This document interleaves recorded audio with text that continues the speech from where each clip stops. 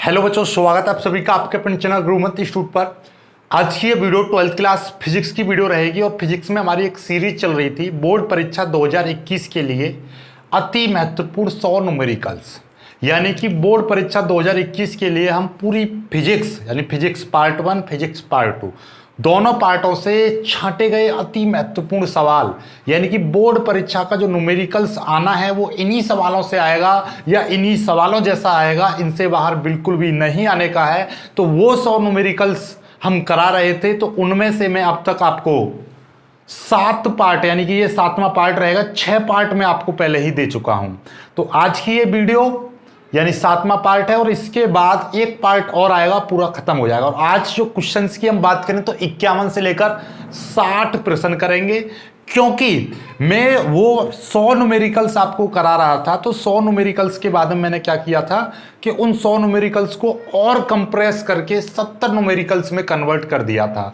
यानी कि पहले ये 100 न्यूमेरिकल्स वाली जो सीरीज थी उसको मैंने चेंज करके क्या कर दिया है, 70 न्यूमेरिकल्स की सीरीज बना दिया है। यानी कि जो छोटे छोटे 2 प्रश्न थे इसमें, जैसे कि वैद्युत क्षेत्र निकालिए और वैद्युत बल निकालिए, तो उन दोनों प्रश्नों को मैंने एक में जॉइंट कर दिया और एक ही सवाल में मैंने वैद्युत बल और वैद्युत क्षेत्र निकालना है। तो उससे क्या हुआ कि हमारे सवालों की संख्या घटकर 100 से घटकर कितनी हो गई, 70 हो गई। तो मतलब अब हमको बोर्ड परीक्षा 2021 के लिए मात्र 70 न्यूमेरिकल्स पढ़ने हैं। कितने? 70 न्यूमेरिकल्स। अब उन 70 न्यूमेरिकल्स में से मैं अब तक आपको 6 वीडियो दे चुका हूं, ये 7वीं वीडियो है, यानी कि 50 न्यूमेरिकल्स में करा चुका हूं और अब कितने रह गए, मात्र 20 बचे, 50 से 60 और 60 से 70। तो आज की इस वीडियो में हम 50 से 60 प्रश्न करने वाले हैं और देन उसके बाद में आपको 60 से 70 करेंगे। और 50 से 60 वाले प्रश्न, ये कौन कौन से प्रश्न हैं ये आपको मैं दिखा दे रहा हूं। ये देखिए, ये मेरे पास में एक नोट्स की जो बने हुए थे छठे छठाई क्वेश्चन, तो इन क्वेश्चंस की मैं पीडीएफ आपको पहले ही दे चुका हूं। जिन बच्चों ने अभी तक पीडीएफ डाउनलोड नहीं की है तो वो जाकर पीडीएफ तुरंत डाउनलोड कर लेना। लिंक कहां से मिलेगी? लिंक आपको इसकी मैं डिस्क्रिप्शन में लगा दूंगा। आप बच्चों की कमेंट आती है, सर बोल तो देते हो, आप डिस्क्रिप्शन में लिंक नहीं लगाते हो। तो बेटा ऐसा होता है कि माइंड पर इतना ज़्यादा प्रेशर रहता है कि भूल जाते हैं, लेकिन हाँ अब डेफिनेटली मैं आपको डिस्क्रिप्शन में इसकी जो पीडीएफ की लिंक है वो मिल जाएगी आपको, राइट। चलिए स्टार्ट करते हैं। क्वेश्चन आपको डिस्प्ले पर दिखाई देगा, उन क्वेश्चनों को आप स्क्रीनशॉट ले लेना। जैसे कि आपको मैं बता दूं, ये देखिएगा, ये 51वां प्रश्न है, थोड़ा बड़ा है तो स्क्रीन पर मैं थोड़ी देर के लिए दिखा दे रहा हूं, राइट। ये प्रश्न है, आप देख लीजिए, आपको प्रश्न दिखाई दे रहा होगा स्क्रीन पर, इसका स्क्रीनशॉट ले लेना। अब मैं इस प्रश्न को आपको पढ़ के सुनाता हूं है क्या वास्तव में ये प्रश्न। ये प्रश्न है, एक अपचाई ट्रांसफार्मर संचरण वोल्टेज को 100 यानी कि 110 वोल्ट, और एक्चुअली में क्या है कि ये आपको 1100 वोल्ट कर लेना है। और आपको 1100 यदि प्रश्न में दिखाई दे रहा हो तो 1100 कर लेना, और जिनको 110 दिखाई दे रहा हो तो वो इसको क्या कर लेगा, वो इसको 1100 वोल्ट कर लेगा। कितने वोल्टेज कर लेगा? 1100 वोल्ट, राइट। तो मैं क्या करूंगा, इसको ऐसा करूंगा कि 1100 वोल्ट वाला ही क्वेश्चन दिखाऊंगा आपको, राइट। चलिए तो क्वेश्चन पढ़ता हूं मैं एक बार ढंग से, देखिए। एक अपचाई ट्रांसफार्मर संचरण वोल्टेज को 1100 वोल्ट से 110 वोल्ट करता है। चलिए, प्राथमिक कुंडली में 200 फेरे हैं, ट्रांसफार्मर की दक्षता 80% है, निर्गत शक्ति 4000 वाट है। तो निम्नलिखित की गणना कीजिए। द्वितीय कुंडली में फेरों की संख्या बतानी है और निवेशी शक्ति निकालनी है। मतलब क्या है, अब देखिए क्वेश्चन को समझते हैं। क्वेश्चन 51वां क्वेश्चन है और क्वेश्चन में क्या चीज दे रखी है बेटा, मैं पहले ही आपको बता चुका हूं, फिजिक्स का न्यूमेरिकल्स हो या हो केमिस्ट्री का न्यूमेरिकल, करना क्या है, सबसे पहले आपको सवाल को पढ़ना है और पढ़ने के बाद आपको ये चीज फाइंड आउट करनी है कि सवाल में दे क्या रखा है। सवाल में, इस वाले सवाल में क्या दे रखा है आपको देखिए, एक अपचाई ट्रांसफार्मर संचरण वोल्टेज को, यानी कि जो प्राइमरी वोल्टेज है उसकी, तो वो कितनी है, प्राइमरी वोल्टेज यानी कि वीपी, पहली प्राथमिक वोल्टेज, संचरण वोल्टेज यानी कि प्राथमिक वोल्टेज आपकी दे रखी है 1100 वोल्ट कितनी वोल्ट दे रखी है? 1100 वोल्ट। 1100 वोल्ट को कितना कर देता है बेटा? 1100 वोल्ट से 110 वोल्ट करता है। यानी कि ये आपका क्या था? प्राइमरी वोल्टेज, यानी कि जो प्राथमिक वोल्टेज कितनी थी, प्रारंभ में वोल्टेज कितना था? 1100 वोल्ट। इसको ट्रांसफार्मर से हम देखा होगा ना, घरों में ट्रांसफार्मर होता है, उसको कट कट करके कम कर देते हैं, ज्यादा कर देते हैं। तो ये अपचाई ट्रांसफार्मर है। अपचाई का मतलब क्या होता है? ये हमेशा वोल्टेज को कम करेगा। और एक ट्रांसफार्मर होता है उच्चाई ट्रांसफार्मर। दो तरीके के ट्रांसफार्मर होते हैं, लो फोकट का ज्ञान ले लो, इसको नोट करके लिख लेना आप, ये किसके काम आएगा? कोई भी कंपटीशन, आईआईटी, नीट, ठीक है, इस तरीके के एनडीए, एयरफोर्स, कहीं पर भी आप, ये ट्रांसफार्मर से रिलेटेड आ जाता है क्वेश्चन। तो एक होता है अपचाई ट्रांसफार्मर, अपचाई, इसको इंग्लिश में आप समझ जाओगे, इसको बोलते हैं स्टेप डाउन। क्या? स्टेप डाउन ट्रांसफार्मर कहते हैं। स्टेप डाउन से ही आप समझ रहे होंगे ये वोल्टेज को क्या करेगा? कम करेगा। एक होता है उच्चाई ट्रांसफार्मर। क्या? उच्चाई। ये एक ऐसा ट्रांसफार्मर जो वोल्टेज को बढ़ा देता है, उसको बोलते हैं हम उच्चाई ट्रांसफार्मर। इसका इंग्लिश में नाम होता है स्टेप अप। नाम से ही पता चल रहा है स्टेप अप। अप का मतलब ऊपर जाना। तो जो ट्रांसफार्मर वोल्टेज को बढ़ाएगा उसको बोलेंगे हम स्टेप अप ट्रांसफार्मर। जो वोल्टेज को कम करेगा उसको बोलेंगे स्टेप डाउन ट्रांसफार्मर, यानी कि अपचाई ट्रांसफार्मर। तो बेटा ये कैसा ट्रांसफार्मर दे रखा है सवाल में? अपचाई, यानी कि हमेशा वोल्टेज को कम करेगा। तो प्रारंभिक वोल्टेज था 1100 वोल्ट और उसको उसने घटाकर कितना कर दिया? 110 वोल्ट कर दिया। यानी कि ये बन गया आपका VS, secondary voltage. Secondary voltage का मतलब क्या? द्वितीयक वोल्टेज। ठीक है, प्रारंभ में इतना था, द्वितीयक में इतना, कितना हो गया? 1100 वोल्ट, सॉरी 110 वोल्ट कर दिया उसने। ठीक है, दो चीज पता चल गई। और इसने कहा है कि प्राथमिक कुंडली में फेरों की संख्या, यानी कि number of primary coil, NP, N का मतलब नंबर्स, P का मतलब क्या है? Primary coil. Okay, primary coil में नंबर्स कितने हैं फेरों के? Number of rounds in primary coil कितने दे रखे हैं? इस सवाल में दे रखे हैं 2000 फेरे। 2000 फेरे दे रखे हैं। ओके, आगे पढ़ो सवाल को। ट्रांसफार्मर की दक्षता, ट्रांसफार्मर की दक्षता कितनी दे रखी है इसमें? 80। तो दक्षता को, दक्षता को आप ईटा से प्रदर्शित करना। ये क्या बवाल है ईटा? देखिए बेटा, ये होता है एन। क्या होता है? एन। अब इसी एन को थोड़ा सा लंबा कर दो, इसको फालिस मार गया इस तरीके से, तो इसी को बोलते हैं ईटा। इसका नाम क्या होता है? ईटा। फिजिक्स के जितने भी सिंबल्स हैं उनको याद कर लेना। ये होता है ईटा और ये होता है एन। एन और ईटा में थोड़ा सा अंतर होता है कि एन को हम थोड़ा सा खींच के लंबा कर दें तो ये हो जाता है ईटा। क्या होता है? ईटा। हमेशा याद रखना, ईटा, है ना। बोलते हैं ना गांवों में कि बेटा ईटा, ईटा ले आ, घर बनाना है, ईंट, तो वही ईटा। ठीक है, चलिए, तो ये कॉमेडी बात ज्यादा नहीं करनी है, पढ़ाई पे ध्यान देना है। ये हो गया। ईटा इसमें कितना दे रखा है, यानी दक्षता आपको दे रखी है इसमें 80%। पहली बात 80% दे रखी है दक्षता। और दक्षता कभी भी याद रखना परसेंटेज में नहीं काउंट की जाती है, दक्षता पॉइंट में वैल्यू ली जाएगी। तो 80% का मतलब क्या हो जाए, कभी भी याद रखना परसेंटेज को हम हटाते हैं साइन को, तो क्या लगाते हैं? परसेंटेज की जगह पर आपको 100 का भाग करना पड़ता है, परसेंटेज हट जाता है। ये परसेंटेज हटाया, 100 का भाग किया। अब जब हम इसमें एक जीरो से एक जीरो कट जाएगा, 80/10 बचेगा, और 8 में हम 10 का भाग करेंगे तो कितना हो जाएगा? 0.8। इतना तो आप जानते ही हो सभी बच्चे। कोई भी बायोलॉजी वाला बच्चा भी यदि ये कहेगा कि ये हमको समझ में नहीं आ रहा है तो बेटा आप पढ़ाई छोड़ देना, क्योंकि ये एक ऐसी चीज है, इंटर में आ गए हो, दूसरी तीसरी क्लास से सिखा दिया जाता है कि 8 में 10 का भाग करेंगे तो क्या आएगा। राइट, चलिएगा आगे की बात करते हैं। आगे इसमें क्या है, इसमें एक चीज और देखिए, निर्गत शक्ति। निर्गत शक्ति का मतलब क्या है बेटा? निर्गत शक्ति।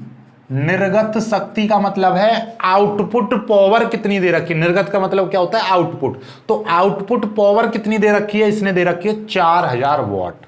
कितनी दे रखी है? 4000 वाट। ओके, अब सवाल में पूछा क्या है, सबसे पहला स्टेप होता है सवाल में क्या चीज दे रखी है, ये सारी चीज दे रखी है। अब सवाल में पूछा क्या है, सवाल में पूछा है द्वितीयक कुंडली में फेरों की संख्या, यानी कि पहली चीज में तो पूछिए द्वितीयक कुंडली में फेरों की संख्या, यानी कि नंबर ऑफ सेकेंडरी कॉयल, यानी कि आपके सेकेंडरी कॉयल में राउंड की संख्या कितनी है, फेरों की संख्या कितनी है, NS पूछा है।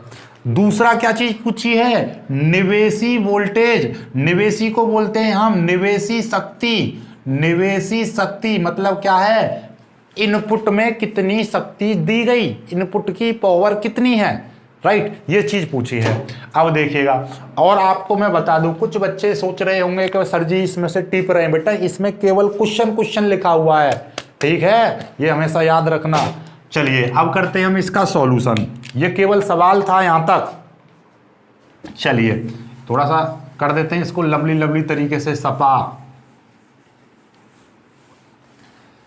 चलो अब आ जाइए अपने सवाल पर। अब तक केवल हमारे सवाल था कि सवाल में क्या चीज दे रखी है और क्या चीज हमसे पूछी है, 2 स्टेप करे हैं। देन इसके बाद में देखिए वीपी दे रखा है, यानी कि प्राथमिक वोल्टेज, वीएस दे रखा है सेकेंडरी वोल्टेज, प्राथमिक फेरों की संख्या यानी प्राथमिक कॉइल में यानी प्राइमरी कॉइल में फेरों की संख्या, द्वितीय कुंडली में फेरों की संख्या पूछे। देखो कितना लाजवाब सवाल है, एकदम हलवा। पहला फॉर्मूला होता है क्या, वीपी बट्टे वीएस बराबर एनपी बट्टे एनएस, ये फॉर्मूला होता है। क्या होता है, वीपी बट्टे वीएस बराबर एनपी बट्टे एनएस। कुछ बच्चे इसी फॉर्मूले को इस तरीके से लिखते हैं कि एनएस बट्टे एनपी बराबर वीएस बट्टे वीपी। बात तो वही है, इसको पहले लिख दो, इसको बाद में लिख दो, या इसको पहले लिख दो, ठीक है, कोई दिक्कत वाली बात नहीं है। हमको क्या निकालना है, हमको निकालना है सेकेंडरी कॉइल यानी कि एनएस निकालना है। सारी वैल्यू रख दीजिए, एनएस की वैल्यू आपके हाथ में आ जाएगी। एनएस की वैल्यू हाथ में कैसा है, देखो ऐसा होता है, यदि ये एनपी बट्टे एनएस बराबर वीपी बट्टे वीएस दे रखा है, या एनएस बट्टे एनपी बराबर वीएस बट्टे वीपी दे रखा है, घबराने की कोई जरूरत नहीं होती है। क्यों, क्योंकि बेटा ये देखिएगा, कोई दिक्कत है इसमें, कोई दिक्कत वाली बात नहीं है। देखो भाई इसको उलट दिया हमने, तो दोनों को उलट दो, एनएस बट्टे एनपी वीएस बट्टे वीपी कर दिया। इधर एनपी बट्टे एनएस है तो यहाँ पर वीपी बट्टे वीएस है। ऐसा मत कर देना कि यहाँ पर तो कर रहे हो एनपी बट्टे एनएस कर रहे हो, यहाँ पर वीपी बट्टे वीएस कर रहे हो। तो ये दोनों ही सवाल के दोनों ही सूत्र सही है, जो आपको अच्छा लगे उससे लगा देना, क्योंकि दोनों का मतलब ही यही है, दोनों का मतलब ही यही है। ओके चलिए आते हैं इस पर, वैल्यूज पुट कर दीजिए। हमको तो एनएस चाहिए, एनएस चाहिए तो एनपी को इधर चला जाएगा, इधर चला जाएगा, तो फॉर्मूला हो जाएगा वीएस बट्टे वीपी बराबर वीपी इंटू एनपी। एनपी की मल्टीप्लाई इधर हो गई। ओके चलिए, वीएस, वीएस की वैल्यू कितनी दे रखी है 110, वीपी, वीपी की वैल्यू कितनी दे रखी है 11, ये होगी 1100, और एनपी, एनपी की वैल्यू कितनी दे रखी है 2000। अब लो क्या करोगे, काटना पीटना कर दीजिए। ये देखिए एक जीरो से एक जीरो कट गया, एक जीरो से एक जीरो कट गया, बचा क्या, बिल्कुल भी खीर नहीं पकानी है, खिचड़ी नहीं पकानी है, एक बार में एक स्टेप काट दीजिए, बाकी बची वैल्यू को लिख दीजिए। 11 गुणा ये बचा, देखो 2 जीरो एक जीरो एक जीरो कटा, यहाँ पे 200 बचा बट्टे नीचे 11 बचा। समझ में आ रही होगी बात, ऊपर 11 बचा, ये 200 बचा, नीचे 11 बचा। अब इस 11 से 11 काट दिया, कितना आ गया 200 आ गया। तो एनएस बराबर कितने आ गए द्वितीय कुंडली में 200 फेरे। क्लियर, 200 फेरे समाप्त। चलिए अब आगे की बात करते हैं। अब हम दूसरी चीज आपको क्या ज्ञात करनी है, निवेशी शक्ति। निवेशी शक्ति के लिए हम इस्तेमाल करेंगे इस चीज का, क्या भाई, क्या भाई दक्षता बराबर ट्रांसफॉर्मर की दक्षता, दक्षता बराबर दूसरी चीज, एक फॉर्मूला होता है दक्षता, दक्षता यानी कि ईटा बराबर फॉर्मूला होता है इन आउटपुट बट्टे इनपुट, आउटपुट बटे इनपुट का मतलब क्या, यहां पर लिखेंगे निर्गत शक्ति, निर्गत शक्ति बटे, निर्गत शक्ति बटे निवेशी शक्ति, निवेशी शक्ति। ये होता है फॉर्मूला आपका ईटा का। ईटा बोले तो दक्षता, ट्रांसफार्मर की दक्षता। हमको चाहिए क्या, निवेशी शक्ति चाहिए। निवेशी शक्ति को इधर ले जाएंगे और ये ईटा भाई साहब नीचे आ जाएंगे, तो क्या हो जाएगा, निवेशी शक्ति, निवेशी शक्ति बराबर निर्गत शक्ति, निर्गत शक्ति बट्टे ईटा। समझ में आ गई, निर्गत शक्ति बट्टे ईटा। चलिए अब आपका निर्गत शक्ति दे कितनी रखी है, निर्गत शक्ति देखिएगा ये रहा, कितनी दे रखी है, 4000। 4000 हमने यहां पर वैल्यू पुट कर दी। और क्या चीज दे रखी है, ईटा। ईटा भाई साहब कहां है, ईटा भाई साहब ये रहे, कितने हैं, 0.8। क्या होता है, 0.8, ये चीज आ गई। ओके चलिए अब इसको सॉल्व कैसे करेंगे, पॉइंट हटाएंगे, ऊपर एक जीरो बढ़ जाएगी, तो कितना हो जाएगा, ऊपर 4000 की जगह पे हो गए 40000, नीचे कितना बचा, 8 बचा। अब 8 का हम क्या कर देंगे, भाग, काट दीजिए। ये केवल 40 में भाग करोगे 8 तो कितना हो जाएगा, 8 पंजे 40। केवल 40 में हमने भाग किया तो 5 आ गया, बाकी की ये 3 जीरो आप ज्यों का त्यों रख देंगे, 3 जीरो। तो ओवरऑल क्या कहोगे आप, 5000। क्या है ये, शक्ति की बात चल रही है, इसीलिए इसका मात्रक क्या होगा, वाट। शक्ति हमेशा किस में होती है, शक्ति की यूनिट वाट, याद रखना। चलिए तो ये निर्गत, सॉरी निवेशी, किसका नाम क्या है, निवेशी, यानी कि इनपुट, इनपुट पावर। चलिएगा भाई, सवाल आपका सॉल्व हो चुका है। उम्मीद करूंगा कि आपको सब कुछ समझ में आ गया होगा। समझ में आ गया है तो आपको पता ही है क्या करना है, वीडियो को लाइक तो करना ही करना है और साथ में अपने दोस्तों तक शेयर भी कर देना है। करते नहीं हो, मुझे पता है आप लोग बहुत ज़्यादा बेकार किस्म के लोग हो, शेयर नहीं करते हो, लेकिन सवाल को जरूर कर लेना, राइट। चलिए जल्दी से आपको स्क्रीनशॉट ले लीजिए, फिर दूसरे सवाल को करते हैं, जब तक हम पी लेते हैं पानी। ओके चलिए,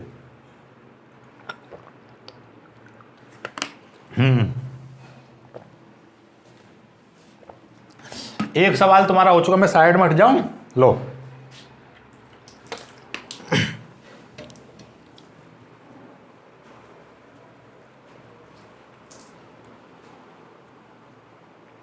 चलो भाई जल्दी से स्क्रीनशॉट ले लीजिए, वीडियो को लाइक कर देना जल्दी से, और जो बच्चे नए हो ना उनको पता ही है क्या करना है।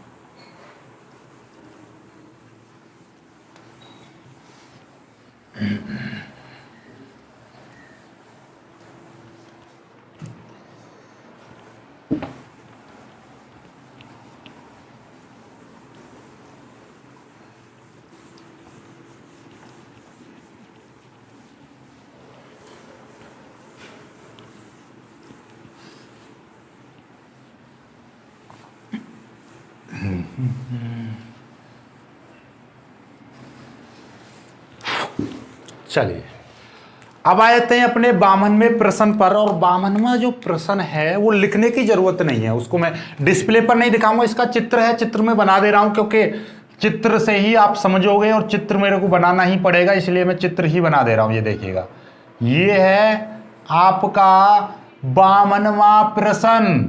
52वां प्रश्न क्या है, एक दे रखा है प्रतिरोध, एक दे रखी है आपकी क्या, कॉइल, और बेटा एक दे रखा है आपका क्या, कैपेसिटर, यानी कि संधारित्र। सभी की वैल्यू भी दे रखी है। ये है आपका प्रतिरोध, प्रतिरोध की वैल्यू कितनी है, 40 ओम। दूसरी बात एल, एल बराबर कितना दे रखा है, 0.16। यदि वीडियो दिखाई नहीं दे रहा हो ना ये, तो अपनी वीडियो क्वालिटी को बढ़ा लेना। क्या करोगे, 3 डॉट दिखाई दे रहे होंगे, वीडियो देख रहे होंगे तो आप 3 डॉट साइड में, 3 डॉट पर जैसे ही टच करोगे तो आपकी वीडियो क्वालिटी का एक ऑप्शन आएगा। उस ऑप्शन में आपकी लिखी होती है 144, 240 और फिर उसके बाद में शायद 260 करके लिखा होता, नहीं 200 बाद में 320, 480 और 720। तो मैं आपको रेफर करूंगा या तो 320 में देखा करो वीडियो को, या 480 में, या 720 में। जितने ज़्यादा अच्छे पिक्सल करोगे उतना ही ज़्यादा क्लियर दिखाई देगा। जितना ज़्यादा अच्छा क्लियर दिखाई देगा उतना ज़्यादा आपका इंटरेस्ट बढ़ेगा पढ़ने में। इसीलिए वीडियो क्वालिटी को बढ़ाकर देखा करो, ताकि एक एक पॉइंट और वीडियो एकदम में सुंदर सा दिखना चाहिए। हूँ तो वैसे काला, लेकिन वीडियो में क्वालिटी बढ़ा लोगे तो थोड़ी सी ब्राइटनेस बढ़ जाती है तो तुम्हें मैं गोरा दिखाई दूंगा। चलिए, और आपका देखिएगा ये सी और दे रखा है, सी कितना दे रखा है 40 माइक्रोफैराड ये चीज़। और ये यहाँ पर समीकरण दे रखी है इसकी कितनी 100 साइन 500 टी ये दे रखी है। अब ज्ञात क्या करना है इसी में भैया, ज्ञात का भी सुन लो। एक तो प्रतिबाधा ज्ञात करनी है। क्या ज्ञात करना है? प्रतिबाधा। दूसरी चीज क्या ज्ञात करनी है? शक्ति गुणांक। शक्ति गुणांक। और तीसरी चीज इसमें क्या ज्ञात करनी है? धारा का शिखर मान। धारा का शिखर। यह है आपका पूरा टोटली प्रश्न। अब की बार याद रखना। क्या याद रखोगे भैया? आपका यूपी बोर्ड के सिलेबस में से 2021 में से जो सर्किट वाले, जो आपका एक किरचॉफ के नियम पर एक सर्किट आता था, कॉम्प्लिकेटेड सर्किट, और फिर उसके साथ में आता था एक सर्किट वाले न्यूमेरिकल्स आते थे जिसमें तुल्य प्रतिरोध निकलवाता था। तो क्या है कि अब की बार जो प्रतिरोधों का क्रम, समांतर क्रम और श्रेणी क्रम, वो हटा दिया है। मतलब ये कि जो प्रतिरोध वाला जो सर्किट का न्यूमेरिकल आता था वो अब की बार नहीं आएगा। तो बचता कौन सा है? ये सर्किट वाला न्यूमेरिकल बचता है। तो अब की बार इस न्यूमेरिकल के बहुत ज़्यादा चांसेस है आने के, और वैसे ये काफ़ी बार आ चुका है, लेकिन अब की बार स्पेशली मैं बात कर रहा हूँ 2021 की परीक्षा में, तो इसके ज़्यादा चांसेस हैं। इसलिए इसको ज़्यादा समझना, बायोलॉजी वाले विशेष तौर पर ध्यान देना है। क्यों? क्योंकि ये ज़्यादा इम्पोर्टेंट है। चलिए करते हैं स्टार्ट। आपका प्रतिबाधा। प्रतिबाधा का क्या होता है? प्रतिबाधा का एक फॉर्मूला होता है बेटा, Z बराबर, देखो ये प्रतिबाधा का बहुत सारे फॉर्मूले होते हैं। वो डिपेंड करता है कि सर्किट में क्या क्या चीज लगी हुई है। जब सर्किट में R, ये L है, L R L C, या मोस्टली मैं बोलता हूं LCR पर पता है, LCR, जिसमें यानी ये तीनों प्रतिरोध, प्रेरकत्व और संधारित्र, जब तीनों लगे होते हैं तो फॉर्मूला कौन सा लगता है? उसके लिए फॉर्मूला होता है Z बराबर अंडर रूट में R² plus XL minus XC का स्क्वायर। ये होता है फॉर्मूला। क्या होता है? R² बराबर XL माइनस XC का होल स्क्वायर। समझ पा रहे हो बातों को? ये है कब? जब आपका सर्किट में L, C और R तीनों चीज लगी हो तब का फॉर्मूला है ये। तो आपको क्या विशेष तौर पर ध्यान रखना है कि भाई साहब तीन जब होंगे तो ये फॉर्मूला लगाना है। अब बात आ रही है आपको कि ये XL, XC कैसे निकलेगा। इसमें तो XL और XC दे नहीं रखा है, तो पहले इन्हीं को निकालना सिखाता हूं। आप निकालो कैसे, देखिएगा। आप देखिए, सबसे पहले लिखते हैं हम इस सवाल में दिया क्या है। क्या चीज दे रखी है जरा छांटो। R प्रतिरोध का मान दे रखा है आपको, कितना दे रखा है? R बराबर 40 ओम। L बराबर कितना दे रखा है? L बराबर दे रखा है 0.16 हेनरी।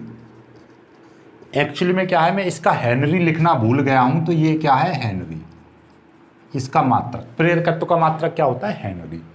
दो बातें हो गई। तीसरी बात, C बराबर आपका दे रखा है 40 माइक्रोफैरड। ये U सा जो दिखाई होता है इसको बोलते हैं माइक्रोन, माइक्रोफैरड। और माइक्रोन का मतलब क्या होता है? बायोलॉजी वाले भी जान लो बेटा। जहां जहां पर माइक्रोन आता है वहां पर हम इस्तेमाल करते हैं 10⁻⁻⁶ फैरड हो जाएगा। 10 की पावर माइनस 6 फेरेड का मतलब क्या कि बेटा C बराबर 40 गुणा 10 की पावर माइनस 5 फेरेड हो जाएगा। ये क्यों हो गया देख लो, एक जीरो है और एक जीरो क्या करती है, हमेशा इस घात को कम, यानी कि एक जीरो का मतलब क्या है कि एक घात प्लस की है, एक घात प्लस की माइनस की 6, तो टोटल मिलाकर कितनी बचेंगी, ओवरऑल आप देखोगे तो माइनस की 5 बचेंगी। क्लियर है, समझ में आ रहा होगा।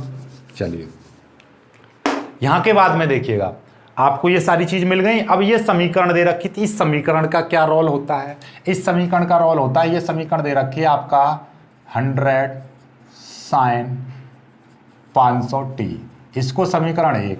इसकी जनरल इक्वेशन क्या होती है, वोल्टेज की general V0 sin omega t, ये दो, तो यहां पे लिख देंगे समीकरण 1 व समीकरण 2 की तुलना करने पर, इनकी तुलना करोगे तो आपको क्या दिखाई देगा कि भाई साहब ये V0 की जगह पे ये आ रहा है और ओमेगा की जगह पे ये आ रहा है, यानी कि V0 बराबर आ गया 100 कॉमा और ओमेगा बराबर आ गया 500। ठीक है, V0 बराबर आ गया 100 और ओमेगा बराबर आ गया 500। राइट, चलिएगा चलो आगे बढ़ते हैं, आगे करते हैं। देखिए V0 बराबर 100, ओमेगा बराबर 500। हमें क्या निकालना था, फॉर्मूला याद हो तो XL और XC निकालना था, तो XL बराबर फॉर्मूला होता है ओमेगा L, भली भांति आप जानते हो। चलिएगा भाई, ओमेगा की वैल्यू कितनी है, 500 है, गुणा L, L की वैल्यू कितनी है, L की वैल्यू दे रखी है 0.16। दोनों की मल्टीप्लाई करेंगे तो कैसे करेंगे, आप लोग जानते हो कि ये 2 जीरो हैं तो ये 0.1 2 अंक आगे चला जाएगा, तो इसका मतलब क्या हो जाएगा, 5 गुणा ये हो जाएगा 16, क्योंकि 1 2 अंक आगे चला गया, इन 2 जीरो हट गई, ये आ गया, गुणा कर देंगे 16 पंजे कितना आ जाएगा, 80। तो XL बराबर कितना आ गया, देख लो, गुणा कर लो, 80 ओम। ठीक, पहली चीज आ गई। दूसरी चीज निकालेंगे हम, किस चीज की जरूरत थी, XC। XC का फॉर्मूला ध्यान से समझ लो, XC का फॉर्मूला ओमेगा C होता है। चलिएगा 1 अपॉन ओमेगा, ओमेगा की वैल्यू कितनी, 500, गुणा C की वैल्यू कितनी, 4 गुणा 10 की पावर माइनस 5, 4 गुणा 10 की पावर माइनस 5। ओके, अब इस -5 को ऊपर ले जाएंगे तो क्या हो जाएगा, प्लस के 5 हो जाएंगे, तो कितना हो जाएगा, 1/, इन दोनों की मल्टीप्लाई कर दो, 4 पंजे 20, नीचे 20 और ये आ जाएगा, यानी 500 की गुणा 4 में करेंगे 2000 हो जाएगा, और 10 की पावर 5 ऊपर जाएगा तो ये कितना हो जाएगा, 10 की पावर प्लस का 5, 10 की पावर ऊपर जाएगा प्लस का 5 हो जाएगा ये चीज़। और 10 की पावर प्लस का 5 का मतलब क्या होता है कि भैया आपका 1 2 3 4 5, यानी कि 1 2 3 4 5, एक के आगे 5 जीरो, 10 की पावर 5 का मतलब एक के आगे 5 जीरो, 1 2 3 4 5, नीचे कितना है, 2000 है। ठीक, चलिएगा अब क्या करेंगे हम लोग, दिखाई दे रहा होगा यहाँ पे 3 जीरो, 1 जीरो से 1 जीरो कट गया, 1 जीरो से 1 जीरो कट गया, 1 जीरो से 1 जीरो कट गया, कितना बचा, 100/2 बचा। तो XC बराबर क्या आ गया, 100/2। 100/2 का मतलब क्या, तो ये 100 में 2 का भाग कर देंगे, 50 बार कट जाएगा, तो XC बराबर 50, इतने ओम ये आ गया। XC का मान निकल आया हमारे पास, XL का मान निकल आया। निकालना क्या था हमें, प्रतिबाधा यानी कि Z, ये चीज हमको ज्ञात करनी थी, Z। तो भाई साहब Z बराबर फॉर्मूला क्या होता है, Z बराबर फॉर्मूला अभी अभी मैंने लिखाया था, R² plus XL minus XC का होल स्क्वायर। राइट, चलिए यहां पर हम वैल्यूज पुट करेंगे तो क्या हो जाएगा, Z बराबर अंडर रूट में R², R की वैल्यू कितनी है, 40, 40 का square plus XL minus XC, XL, अरे मार्कर क्या कर रहा है, चलिए XL कहाँ गया, XL ये रहा, 80 माइनस XC की वैल्यू कितनी है, 50, इसका स्क्वायर। तो भाई आप लोग भली भांति पहचानते होंगे इन वैल्यूज को, 4 का स्क्वायर तो होगा 16, लेकिन यहां पे है 40, तो 40 का स्क्वायर का मतलब है 40 गुणा 40, तो 4 की गुणा इसमें करेंगे, 4 चक 16 और 2 जीरो आ जाएंगे आगे, कितना हो जाएगा 1600। 40 की गुणा 40 में करेंगे कितना आएगा 1600 प्लस 80 में से 50 जाएंगे तो बचेंगे कितने 30 बचे। ये स्क्वायर है तो स्क्वायर रख देंगे यहाँ पर, तो ये कितना हो जाएगा, ये हो जाएगा 1600 प्लस 300 का स्क्वायर कितना हो जाएगा, 300 का जब स्क्वायर का मतलब 300 गुणा 30 गुणा 30, तो 30 का यदि स्क्वायर करोगे 30 गुणा 30 तो कितना आ जाएगा 900। कितना आ जाएगा, क्यों 3 की गुणा करेंगे 3 3 9, 2 जीरो आ रही हैं 2 जीरो लिख दी, कितना हो गया 900। अब देखिए 1600 और 900 कितने हो जाएंगे, जोड़ लो 2500। ठीक है, चलिए अब वर्गमूल करो, 25 का वर्गमूल तो हो जाएगा 5 और ये 2 जीरो हैं। हमेशा याद रखना जब भी कभी भी अंडर रूट के अंदर जितनी जीरो होंगी उसका कर देते हैं आधा, तो ये 2 जीरो हैं तो आएगी 1 जीरो। सपोज दैट यहां पर 4 जीरो होती तो फिर 2 जीरो बाहर आती, यानी कि जो अंदर जो होगा डबल चीज उसका कितना आता है बाहर 1 आता है, यानी आधा आता है। तो ये 2 हैं, 2 जीरो हैं तो 1 जीरो आ गया। तो जेड बराबर वैल्यू कितनी आ गई 50, ये क्या आ गई ओम, 50 ओम। राइट, चलिए तो अभी सवाल को मत समझना कि सवाल हो चुका, सवाल में केवल एक भाग हुआ है। राइट, कि यही सवाल थे, जो बड़े बड़े सवाल थे उनको मैंने कंप्रेस कर कर एक में बोल दिया, यानी कि 3 सवाल थे, एक में प्रतिबाधा निकलवा रहा था, एक में शक्ति गुणांक निकलवा रहा था, एक में धारा का शिखर मान निकलवा रहा था। तो मैंने क्या किया, इन तीनों सवालों को एक में मिक्स कर दिया ताकि आप एक सवाल कर लोगे तो तीनों चीज़ें आप निकालना सीख जाओगे। तो पहली चीज़ आप निकालना सीख चुके हो प्रतिबाधा, और ये सवाल इस तरीके से डिजाइन किया है कि आपको प्रतिबाधा निकालने से पहले एक्सएल निकालना पड़ा, एक्सी निकालना पड़ा, मतलब ये दोनों चीज़ आपको क्या मिली है मुफ्त में, फ्री, ये निकालना सीख गए। तो ओवरऑल एक चीज़ निकालने के लिए आपको 2 चीज़ें निकालनी पड़ी, उसके बाद में फिर ये निकालना पड़ा। राइट, स्क्रीनशॉट मारो जल्दी से, मैं साइड हट रहा हूँ, पानी पी लेता हूँ और जल्दी से स्क्रीनशॉट कर लो।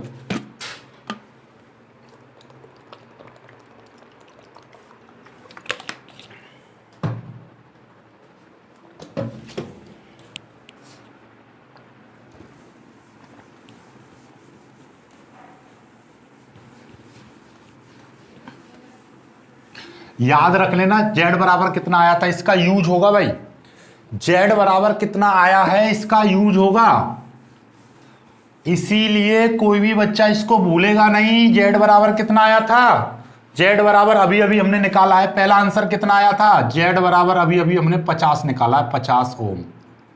ठीक है, 50 ओम, इसको काउंट कर लो, खोपड़ी में रख लीजिए। किस में रखोगे, खोपड़ी में। चलिएगा अब आते हैं अपनी बात किस पर, दूसरी चीज। ये तो बाकी छोटी छोटी चीजें हैं। क्या है शक्ति गुणांक, बेटा शक्ति गुणांक, शक्ति गुणांक क्या होता है भाई,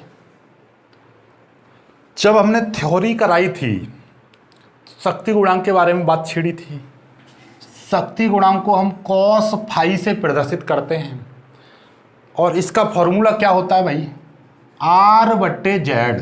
क्या होता है, आर बट्टे जेड। राइट, चलिए अब आर की वैल्यू आपके पास में है, कहां है आर की वैल्यू 40,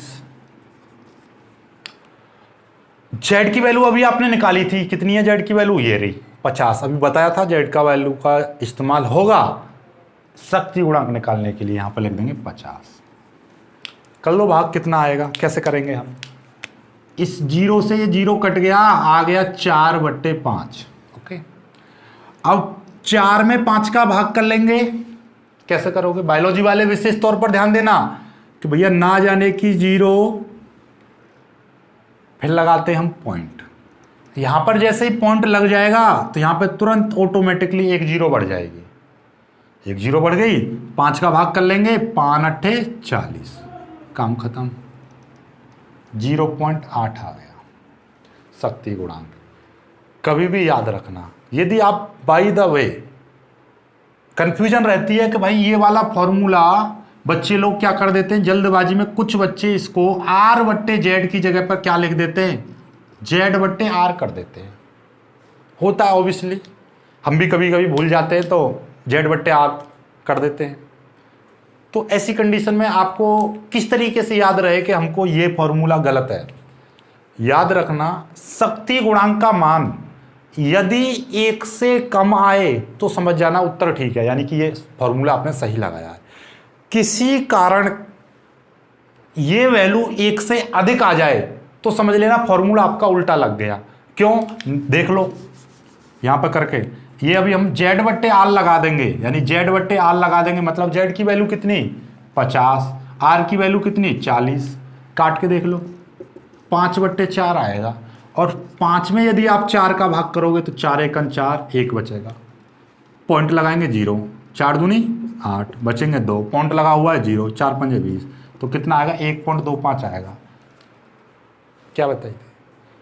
शक्ति गुणांक सदैव 1 से कम रहता है, तो ये वाला आंसर ठीक है। यदि किसी कारण के कारण भी आप ये फॉर्मूला का इस्तेमाल कर देते हो तो एक बात याद कर लेना कि मनोज सर ने एक बात बताई थी कि शक्ति गुणांक 1 से कम आएगा, और 1 से ज़्यादा आ गया तो अपने आप गलत कर देना कि भैया ये गलत है सवाल, अपने आप टीचर बन जाना, फिर दोबारा कर लेना, वरना गड़बड़ हो जाएगी। ठीक है, चलो। और एक बात और बता देना, फोकट का ज्ञान ले लो। इस चैप्टर का ही शक्ति गुणांक ना हो, किसी भी ओवरऑल पूरी फिजिक्स में कोई भी गुणांक आ जाए, किसी भी चीज का कोफिशिएंट आपसे निकलवाने लगे तो उसका मान सदैव 1 से कम आता है। क्या आता है? 1 से कम। हमेशा याद रखना इस बात को। ठीक है, चलिए ये हो गया हमारा। तो ये भाई cos फाई बराबर 0.8। दूसरी बात, फोकट का ज्ञान, कभी भी कोई भी गुणांक आ जाए उसका कोई भी मात्रक नहीं होता है। मत सोचो कि यहां पे मात्रक लगा दो, कभी भी कोई भी मात्रक नहीं लिखा जाएगा जब कोफिशिएंट आता है, राइट। गुणांक का कोई भी मात्रक नहीं होता है।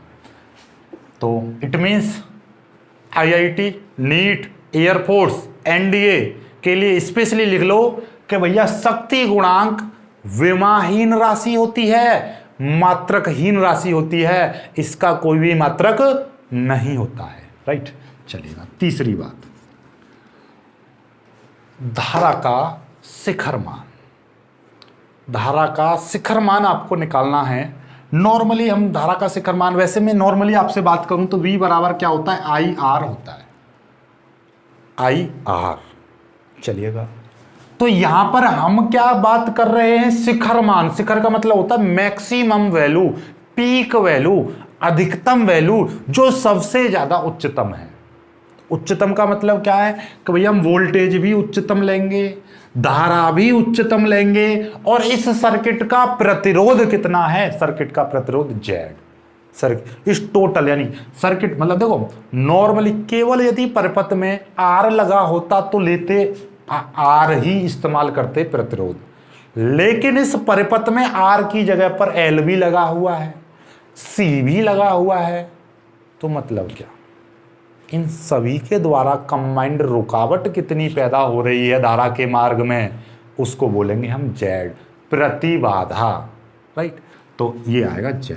तो इस फॉर्मूले का हम इस्तेमाल कर देंगे तो I0 बराबर क्या हो जाएगा? V0/Z। चलिए बेटा, तो बच्चों ध्यान रखिएगा, V0 का मान कहां से पता चला था? कि हमने यहां से कंपेयर की थी, याद हो तो, जब हमने इस समीकरण से कंपेयर की थी V बराबर V0 sin ωt, तो वहां से पता चला था हमको V0 का मान कितना है? 100, क्योंकि ये V0 की जगह पर है अधिकतम मान, तो ये आ गया 100। Z की वैल्यू है 50, और 100 में आप 50 का भाग करोगे तो बेटा इसको तो मैं डायरेक्ट ही काट दे रहा हूं, 50 दूनी 100। और जिसको ये पहाड़ा याद ना हो ना कि 100 को 50 से ना काटना आता हो, पढ़ाई छोड़ देना बिल्कुल भी, ठीक है, क्योंकि ये चीज वो है जो मुझे बताने की जरूरत नहीं है आपको। भाई इंटर में आने के बाद जो बच्चा 100 को 50 से ना काट सके, इतना सा पानी ले लेना, उसमें डूब के मर जाना, कभी शिकल मत दिखाना, ठीक है। चलो जल्दी से कर लीजिए, स्क्रीनशॉट लो, आगे बढ़ते हैं। चलो पानी पी लेता हूं मैं जब तक।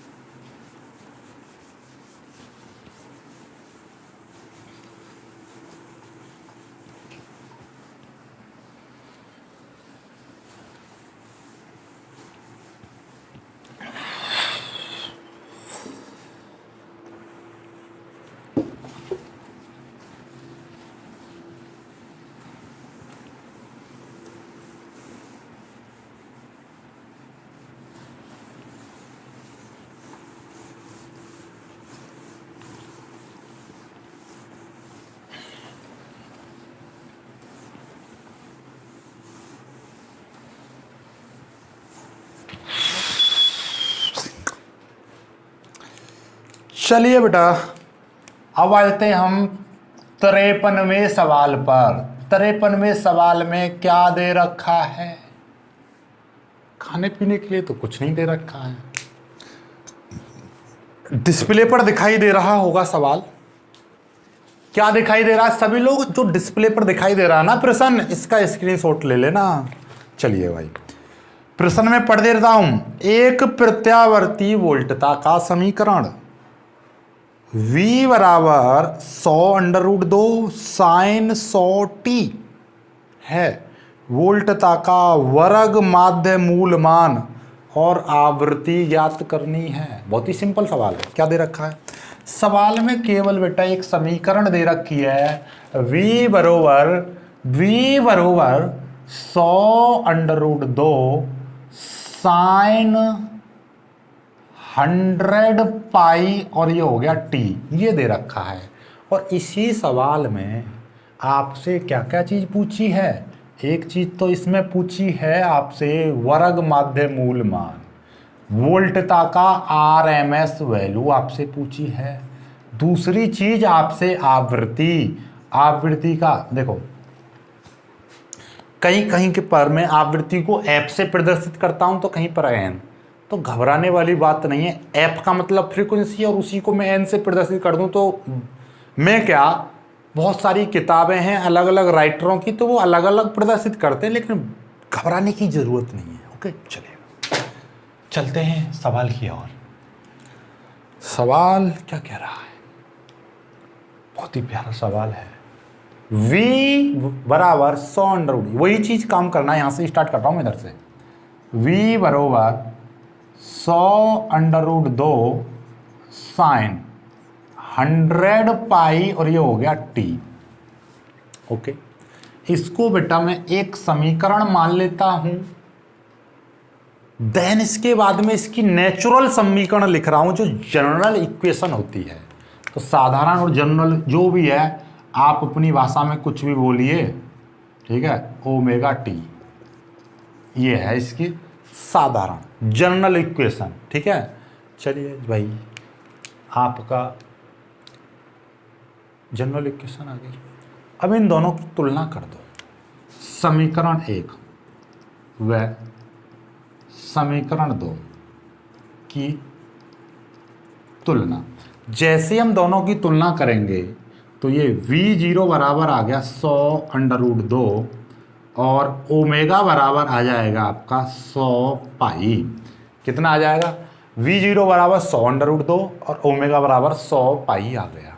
देखो ओमेगा की जगह पर क्या है, देखो ऐसा समझो, इस V0 की जगह पर तो ये वैल्यू है पूरी, यहाँ के पास साइन आया, t की जगह पर t आया, लेकिन यहाँ पर 100 पाई आ रहा है, यहाँ पर ओमेगा आ रहा है। समझ गए होंगे, राइट। चलिए, अब VRMS वैल्यू चाहिए हमको। तो VRMS वैल्यू निकालने के लिए हम क्या करेंगे भाई? V0 बट्टे लो। देखो कितना प्यारा सवाल है। यदि मैं कक्षा 2 के विद्यार्थी को ये वाली बात बताने लगूं कि भैया VRMS आपको निकालना है, और VRMS का एक फॉर्मूला होता है, VRMS V0 बट्टे √2। क्या होता है फॉर्मूला? V0 बट्टे √2। अब क्या है आपके पास में? V0 की वैल्यू दिखाई दे रही है, कितनी है? 100√2, नीचे आ गया √2, तो क्या दिखाई दे रहा है? √2 से √2 कट गया, 100 आ गया। VRMS आ गई। VRMS कोई आपसे पूछने लग, पहले तो लिखो इसका मान क्या हो गया? वोल्ट, ठीक है। चलिए, सवाल तो समझ में आ गया। √2 से √2 कट गया, बचा 100। तो क्या हो गया ये? VRMS value. कभी आपने सवाल निकालना सीख लिया, पढ़ाई पढ़ ली, लेकिन ये नहीं पता चला कि VRMS होता क्या है। RMS तो याद रखना, RMS की full form root mean square. मतलब क्या? उल्टा पढ़ते हैं हम इसको। स्क्वायर का मतलब वर्ग, मीन का मतलब माध्य, और रूट का मतलब क्या है? मूल। तो इसको बोलते हैं हम वर्ग, माध्य, मूल, मान। क्या? वर्ग, माध्य, मूल, मान। Root mean square value of voltage, तो उसको हम करते हैं प्रदर्शित VRMS से, राइट। तो ये पता रहना चाहिए। Root mean square value, RMS की फुल फॉर्म, ठीक है। चलो पहली चीज निकल आई। दूसरी चीज आपसे पूछी है, क्या पूछी है दूसरी चीज? फ्रीक्वेंसी। तो बेटा फ्रीक्वेंसी निकालनी है। फ्रीक्वेंसी का फॉर्मूला क्या होता है? फ्रीक्वेंसी का जो फॉर्मूला नॉर्मली देखा जाए तो क्या होता है? भाई मेरे को फ्रीक्वेंसी का फॉर्मूला याद करो। नॉर्मली क्या होता है? चाल बराबर दूरी बट्टे समय होता है, राइट। फ्रीक्वेंसी यानी आवृत्ति बराबर होता है नॉर्मली 1/, आवर्तकाल। चाल बराबर दूरी बट्टे समय और आवृत्ति बराबर होता है 1/, आवर्तकाल। तो यहां पर आवर्तकाल का मतलब क्या है? यहां पर हमको चाहिए समय। तो समय यदि हम यहां से निकालेंगे तो समय बराबर क्या हो जाएगा? दूरी बट्टे चाल। ये वैल्यू यदि यहां पर पुट करोगे तो क्या हो जाएगा? आवर्तकाल की जगह पर मैं पुट कर दे रहा हूं दूरी बट्टे चाल। अब चाल ऊपर पहुंच जाएगी तो क्या हो जाएगा? चाल बट्टे दूरी। चलो भाई इतना भी हम समझ गए। अब ये भाई हमको आवृत्ति का समझ में आ गया, चाल बट्टे दूरी होती है, लेकिन यहां पर तो चाल आपको दे ही नहीं रखी। ये क्या है? क्या है ये? इसमें तो दूरी नहीं दे रखी ना चाल दे रखी, तो फिर आपको कैसे पता चलेगा? तो इसका मतलब ये है कि इसकी जो चाल जो होगी उसको हम क्या चीज से प्रदर्शित करेंगे? चाल का मतलब क्या है? ओमेगा, यानी कि कोणीय वेग। और दूरी का मतलब कितना? 2 पाई। तो इसीलिए फॉर्मूला बन गया ओमेगा बट्टे 2 पाई। 2 पाई क्यों आया? क्योंकि ये जो V जो वोल्टेज है, वोल्टेज इस रूप में चलती है, इस रूप में। हमारी धारा भी इसी रूप में चलती है। तो याद रखना, एक चक्र कंप्लीट करने में जो लगा हुआ समय होता है उसको बोलते हैं हम आवर्तकाल। और 1 सेकंड में ये कितने चक्र कंप्लीट कर लेगी उसको बोलते हैं आवृत्ति, यानी कि ये जो ऐप है। तो हमको चाहिए दूरी। तो याद रखना दूरी का मतलब क्या है कि एक चक्र के दौरान 180 डिग्री यहां पर घूमी और 180 डिग्री ये यहां पर नीचे घूमी। तो टोटल मिला के कितना हो गया? 360 डिग्री। मतलब 180 का मतलब 1 पाई और इसका मतलब 1 पाई। तो एक चक्कर यहां से गए यहां तक और यहां से गए यहां तक, तब जाके एक चक्कर कंप्लीट होता है इसका, राइट। तो एक पूरे राउंड में, मतलब देखो ऐसा समझो, थोड़ा सा मैं तुम्हें जनरली समझाऊं। छोटे बालक को दिया जाए एक बॉल, गोल बॉल है, उसको बीच से मैं काट दूं तो क्या दिखाई देगा? एक हिस्सा ऐसा दिखाई देगा, एक हिस्सा ऐसा दिखाई देगा। तो सपोज दैट आधा हिस्सा ये आ गया, ऐसा समझो, आधा हिस्सा ये रहा नीचे की ओर, ऐसे करके इन दोनों को जोड़ देंगे तभी तो एक पूरा परफेक्ट बॉल बनेगी। वही चीज है कि एक चक्कर यहां से यहां पर गए तो ये आधा चक्र कहलाता है, और यहां से यहां पर गए ये आधा चक्र कहलाएगा। तो टोटल मिला के एक पूरा चक्र कहां पर होता है कंप्लीट? इस तरीके से होता है। तो यहां से यहां तक घूमे 180 डिग्री, यहां से यहां तक गए 180 डिग्री, दोनों को जोड़ देंगे 360 डिग्री। और 360 को भी बोलते हैं 2 पाई। क्यों? 180 अंश को बोलते हैं 1 पाई। 180 अंश ये, पाई और पाई 2 पाई, तो ये आ गई 2 पाई, ठीक है। तो और वैसे भी मैं आपको फोकट का ज्ञान बताता हूं कि आपको ये नहीं मैटर करता कि आपको क्या चीज लिखनी है, कैसे आई। ये याद रखो भैया कि आवृत्ति का फॉर्मूला क्या होता है, बस। नॉर्मली पहाड़ में जान दो इसे, सीधे सीधे याद रखो आवृत्ति का फॉर्मूला क्या है, बस। आवृत्ति का फॉर्मूला एफ बराबर पाई ओमेगा बट्टे 2 पाई। चलिए ओमेगा की वैल्यू कितनी है? ओमेगा कहाँ है? ओमेगा ही आ गया 100 पाई। ओके, 2 पाई नीचे है ये रहा। अब आपको वैसे भी दिखाई दे रहा है, पाई से पाई कट गया, क्या आ गया? 100 बटे 2, और 2 से 100 कट जाएगा 50। एफ बराबर इतना। मात्रक क्या होता है भाई? यदि पेपर में ये 2 नंबर का सवाल आया और आप इतना करके आ गए तो 1 नंबर ही मिलेगा। क्यों? ये 50 क्या है? आलू, भिंडी, गोभी, टमाटर क्या है? What is this? This is the हर्ज। क्या है? आवृत्ति का मात्रक क्या होता है? हर्ज। HZ लिख दीजिए, या हिंदी में लिखना चाहो ऐसे भी लिख देते हैं, और कुछ लोग इस तरीके से भी लिखते हैं। तो आपकी इच्छा है, जैसे चाहो वैसे लिख दीजिए और या सिंपली HZ लिख देना, राइट। तो ये आवृत्ति का मात्रा। क्या करना है, स्क्रीनशॉट लो, जल्दी से काम खत्म करो।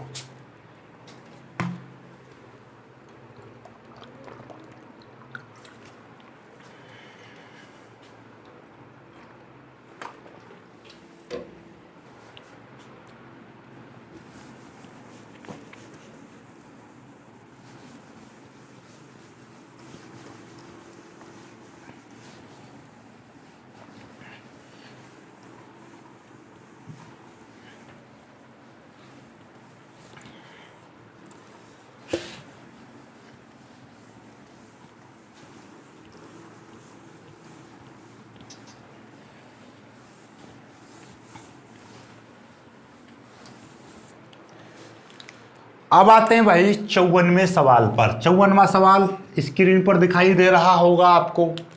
क्या जल्दी से स्क्रीनशॉट लेना स्क्रीन पर से, ठीक है। देखिए क्या है, सवाल है एक चुंबकीय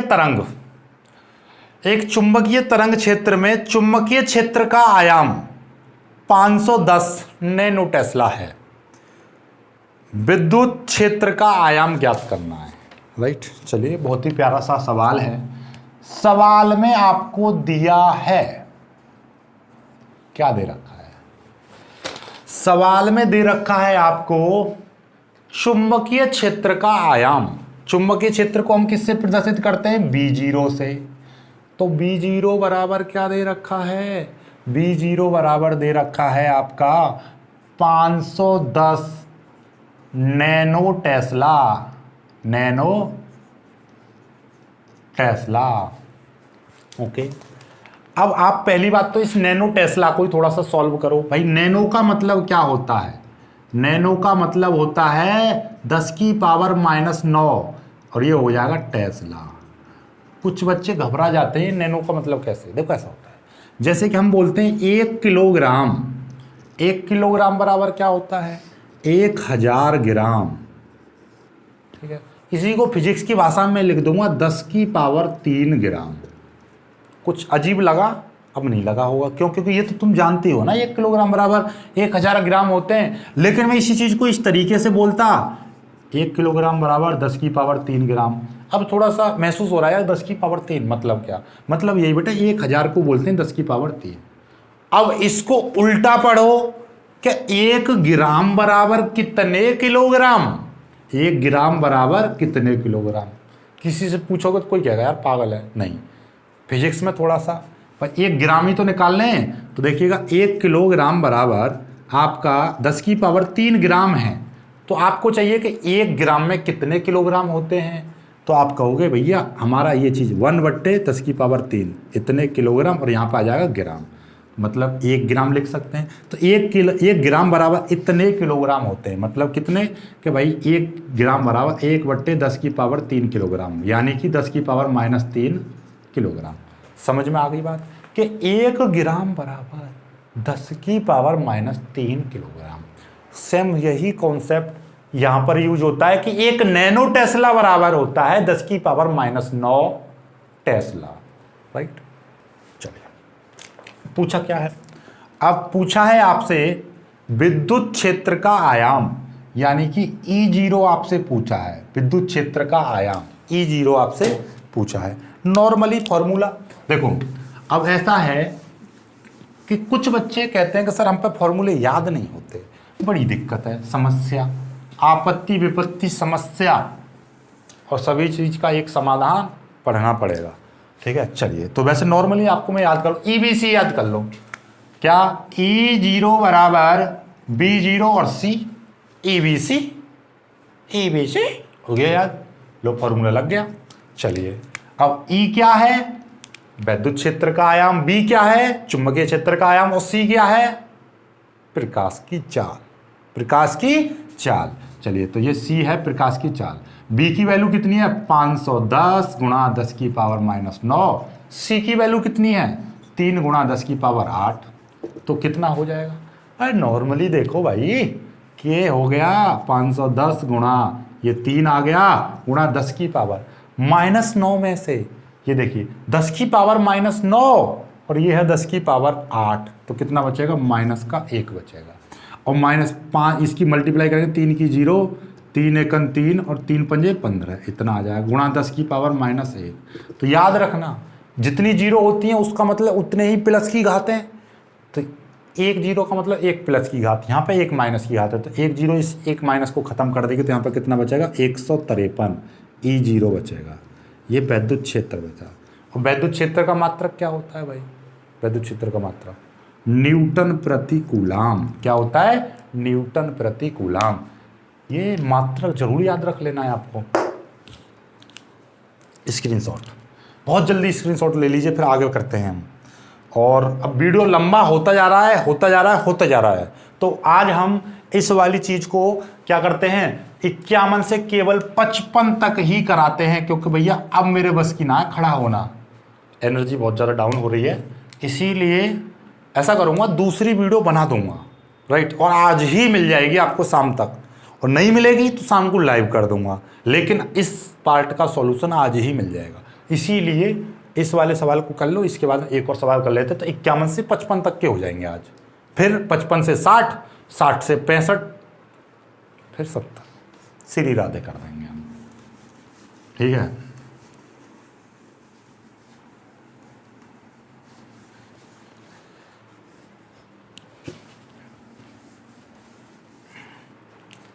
ओम हरिओम। चलिए भाई, 55वां सवाल क्या कह रहा है, वैद्युत चुंबकीय तरंग के वैद्युत क्षेत्र का आयाम कितना दे रखा है भाई, दिया है, क्या दे, स्क्रीन पर दिखाई दे रहा है ना सवाल। वैद्युत चुंबकीय क्षेत्र का आयाम यानी E0 बराबर आपको दे रखा है 150 न्यूटन प्रति कूलाम, और आवृत्ति आपकी कितनी दे रखी है, 50 हर्ट्ज दे रखी है आवृत्ति, ठीक है। ओहो, मेगा हर्ट्ज क्या दे रखी है, mega hertz, mega hertz, mega hertz. भाई साहब मेगा हर्ट्ज को याद रख लेना, मेगा का मतलब कितना होता है, मेगा का मतलब होता है 10 की पावर 6 हर्ट्ज, मतलब क्या हो गया, 5 गुणा 10 की पावर 7 हर्ट्ज। हर्ट्ज को मैं HZ लिख दिया शॉर्ट में, ठीक है। मतलब ये कि ये 50 गुणा 10 की पावर 6 है, और मैं एक बार आपको बता चुका हूं कि एक जीरो का मतलब प्लस की घात, एक जीरो खत्म तो यहाँ पे एक घात प्लस की और बढ़ जाएगी, कितना हो जाएगा, 10 की पावर 7 हो जाएंगे, ओके। चलिए अब आपसे पूछा क्या है, तरंग के चुंबकीय क्षेत्र का आयाम, पहली चीज आपसे पूछी है B0 आपसे पूछा है, और दूसरी चीज आपसे पूछी है कोणीय आवृत्ति।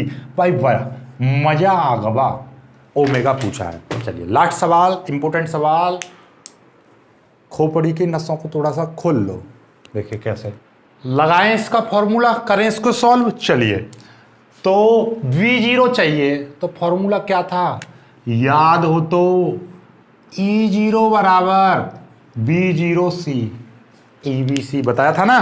चलिए तो B0 हमको तो निकालना है B0, तो B0 बराबर क्या हो जाएगा भाई, C नीचे आ जाएगा बट्टे में, तो क्या हो जाएगा E0 बट्टे C। चलिए E0 की वैल्यू कितनी है, E0 150 बट्टे C क्या है, प्रकाश की चाल, और प्रकाश की चाल कितनी होती है, 3 गुणा 10 की पावर 8। ओके, घबराने की कोई जरूरत नहीं है, 3 से 150 कट जाएगा, 3 पंजे 15, ऊपर हो जाएगा 50, 50 गुणा 10 की पावर 8 ऊपर जाएगा तो कितना हो जाएगा, 10 की पावर -8 हो जाएगा।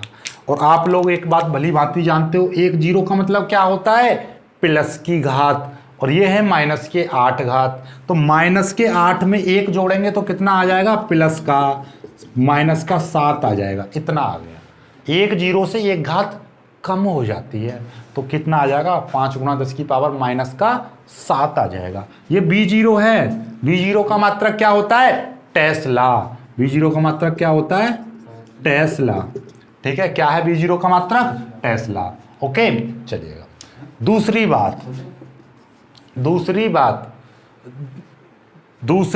बात क्या है, ओमेगा चाहिए, ओमेगा का फॉर्मूला कहां से आएगा भाई, याद हो तो अभी मैंने बताया था, F बराबर क्या, 2 पाई बट्टे ओमेगा, तो F बराबर क्या फॉर्मूला लगाया था, ओमेगा, सॉरी मैं क्या बोल रहा हूँ यार, समझ में नहीं आ रहा है मेरा। एफ बराबर ओमेगा बट्टे 2 पाई फॉर्मूला होता है, एफ बराबर ओमेगा बट्टे 2 पाई। तो हमको चाहिए केवल ओमेगा, तो क्या होगा, ये जो नीचे वाली चीज़ है इधर जाके क्या हो जाएगी, मल्टीप्लाई करेगी, तो 2 पाई एफ बराबर ओमेगा, तो ओमेगा बराबर क्या हो जाएगा 2 पाई एफ। ठीक है, चलिए वैल्यूज पुट करते हैं।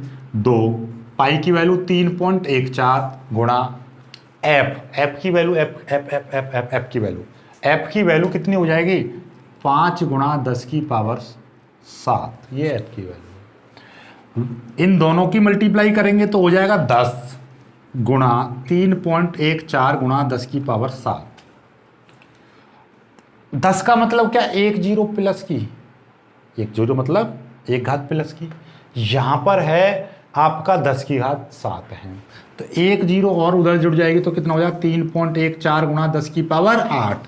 ये ओमेगा बराबर इतने, ये क्या है ओमेगा, ओमेगा मात्रक, ओमेगा का मतलब क्या है कोणीय आवृत्ति, कोणीय आवृत्ति का मात्रक होता है रेडियन प्रति सेकंड।